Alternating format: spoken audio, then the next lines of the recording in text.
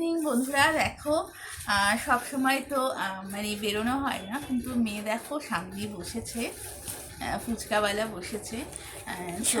সামনে না অনেকটা দূর। হ্যাঁ, মানে আমি বলবো সামনে, কিন্তু না, ফ্ল্যাটের গেট থেকে একটু দূর, 5-10 মিনিট দেরি হবে। যাই হোক, দেখো ফুচকা নিয়ে এসছে। এই যে কারা কারা ফুচকা খেতে ভালোবাসো, দেখো এরকম করে বাও, এই যে আওয়াজটা হচ্ছে না, দারুণ। এই দেখো, এই যে আলুটা ভরে নিলাম।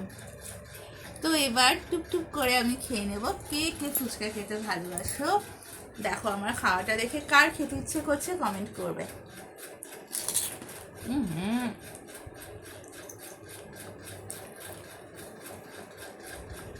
অসাধারণ বন্ধুরা, জাস্ট কোনো কথা হবে না, আমি কথা বলতে পারছি না।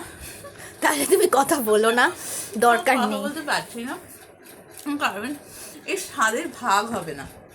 আমি কিন্তু ভাগ নেব, আমি কিন্তু খাইনি বাইরে।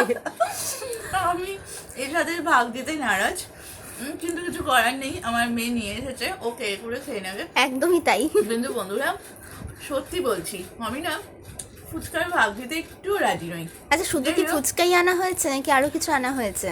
না দেখো, শুধু ফুচকা কিনতে গেছে, কিন্তু দেখো এই যে মিস চাউমিনও নিয়ে এসেছে, দেখেছো? এটা নিয়ে এসেছে, এটা হচ্ছে আজকে সন্ধ্যেবেলা স্ন্যাক্স। তো যাই হোক বাবা, আমাকে তো কিছু বানাতে হয়নি, আমি আবার বেঁচে গেছি সন্ধ্যেবেলা। তোমাকে রেস্ট দিয়ে দিয়েছি, তুমি একটা থ্যাংক ইউ বলো। Thank you so much. Thank you, Thank welcome. তো বন্ধুরা, কেমন লাগলো আমার কড়ক ফুচকা খাওয়া? আর আমার ফুচকা খাওয়া দেখি তোমাদের কার কার জিভে জল এসে গেছে, একটু কমেন্ট করে বলো। চলো, শুভ সন্ধ্যা।